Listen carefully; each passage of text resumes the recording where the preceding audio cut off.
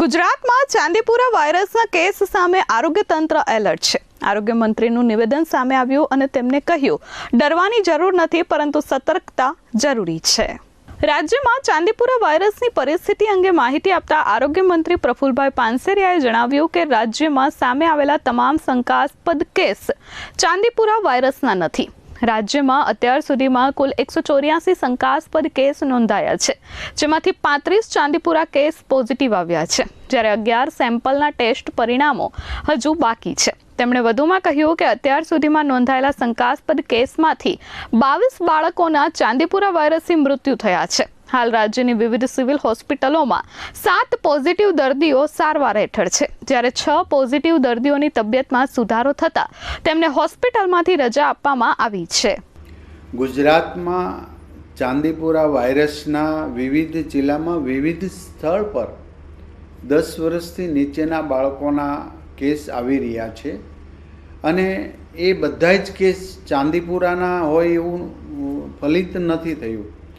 કુલ 184 શંકાસ્પદ કેસોમાં 35 કેસ જ ચાંદીપુરા વાયરસના આવ્યા છે, જેમાં અત્યાર સુધીમાં 22ના ડેથ યાની કે મૃત્યુ થયા છે અને 11 ટેસ્ટ આવવાના બાકી છે। ટોટલ ચાંદીપુરાના પેશન્ટમાંથી 7 પેશન્ટ અત્યારે દાખલ છે, 6 પેશન્ટને સારા કરીને એમને રજા આપી દેવામાં આવી છે। ગાંધીનગર, ખેડા, અરવલ્લી યાની કે હિંમતનગર, રાજકોટ અને ભાવનગર આ સિવિલ હોસ્પિટલની અંદર બાકી આ પેશન્ટોને સારવાર અપાઈ રહી છે। નાની એવી શંકાસ્પદ લાગે કે કંઈ ગંભીરતા આવે તો તુરંત જ એમને હોસ્પિટલે ખસેડી અમારી આરોગ્યની ટીમ ગુજરાતના દરેક પીએચસી સીએચસી સેન્ટરથી લઈને હોસ્પિટલ આ બાબતમાં સજ્જ છે। હાલ ગાંધીનગર, સાબરકાંઠા, હિંમતનગર, પાટણ, રાજકોટ અને ભાવનગરની સિવિલ હોસ્પિટલોમાં દાખલ તમામ બાળકોને શ્રેષ્ઠ અને સુપર સ્પેશિયાલિસ્ટ સારવાર પૂરી પાડવામાં આવી રહી છે। દર્દીઓની સ્થિતિ પર તબીબો દ્વારા સતત દેખરેખ રાખવામાં આવી રહી છે। તેમણે વધુમાં કહ્યું કે ચાંદીપુરા વાયરસ સામે કોઈ ચોક્કસ રસી કે ચોક્કસ દવા ઉપલબ્ધ નથી, જેને ધ્યાને રાખી તબીબો અને સંશોધકોની વિશેષ ટીમ દ્વારા વૈજ્ઞાનિક ઢબે આ વાયરસ માટેની રસી અને અસરકારક દવાની શોધ માટે સઘન સંશોધન કરવામાં આવી રહ્યું છે।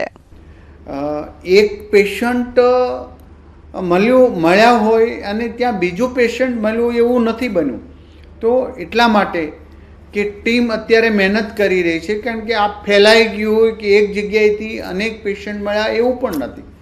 ગભરાવાની જરૂર પણ નથી, માત્ર સાવચેતીના ભાગરૂપે આપણે તિરાડવાળું મકાન હોય કે માટીમાં તિરાડ હોય તો ત્યાં માટી પુરાણ અમારી ટીમ તો દવાનો છંટકાવ વગેરે કરે છે, પરંતુ લોકોએ પણ જાગૃતતા રહી તંત્ર સાથે રહેવા માટે હું અપીલ કરું છું।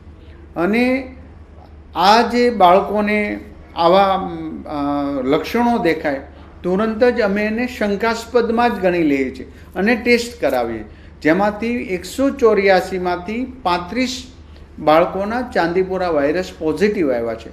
ત્યારે આપણે પ્રાર્થના કરી કે હવે પછી જે દાખલ છે, જેમ 6ને રજા આપી દીધી એમ બીજા દાખલ છે 7ને પણ સારા થઈને રજા આપી દે એવી પ્રાર્થના કરીએ છીએ। ને ડૉક્ટરની ટીમ દરેક સુપર સ્પેશિયાલિસ્ટ એમના સિમ્ટમ્સના આધારે બાળકને એ ટ્રીટમેન્ટ આપી રહ્યા છે, કારણ કે આની કોઈ દવા કે કોઈ રસી શોધાયેલી નથી। આની ટીમ પણ સંશોધન કરી રહી છે ભવિષ્યમાં એની દવા બનાવવા માટે અને રસી બનાવવા માટે વૈજ્ઞાનિક ઢબે પણ એમનું રિસર્ચ શરૂ છે। વધુમાં તેમણે કહ્યું હતું કે સાવચેતી રાખવી જરૂરી છે, અફવાઓ પર ધ્યાન ન આપવું। તેમણે વધુમાં કહ્યું કે કાચા મકાનો કે માટીની દિવાલોની તિરાડોનું તરત પુરાણ કરવું જોઈએ। આ ઉપરાંત બાળકોમાં તાવ, ઉલટી, ખેંચ કે અન્ય કોઈપણ પ્રકારના ગંભીર લક્ષણો જણાતા જ સરકારી હોસ્પિટલનો સંપર્ક કરવો જોઈએ। આ ઉપરાંત 15 વર્ષથી નાની વયમાં ચાંદીપુરા વાયરસના લક્ષણો જોવા મળે છે, જેથી બાળકો પ્રત્યે થોડી વધારે તકેદારી રાખવાની જરૂર છે। સૌ સાથે મળીને આ ચાંદીપુરા વાયરસને આપણે ચોક્કસ સરાવીશું. અમારી ટીમ કામગીરી કરી રહી છે, અભિનંદનીય કામગીરી કરી રહી છે, પરંતુ તો પણ જુદા જુદા સ્થળેથી આ કેસ આપને મળતા હોવાથી એક જગ્યાએ કે એક ગામની અંદર ફોકસ કરીએ એવી સ્થિતિ નથી. માટે દરેક હોસ્પિટલોને પણ અમે આરોગ્ય વિભાગ વોચ રાખી છે. ચાઇલ્ડ સ્પેશિયાલિસ્ટ પ્રાઇવેટ અને તમામ હોસ્પિટલોને પણ આ જાણ કરી છે. આવા લક્ષણના દરેક દર્દીઓને વેન્ટિલેટર ઓક્સિજન સાથેની આઈસીયુ બેડમાં જ દાખલ કરવું, જેથી કરીને કોઈ પણ ઓર્ગન પર એમને અસર થાય તો આપણે શ્રેષ્ઠમાં શ્રેષ્ઠ સારવાર આપી શકીએ. Bureau report S24 news.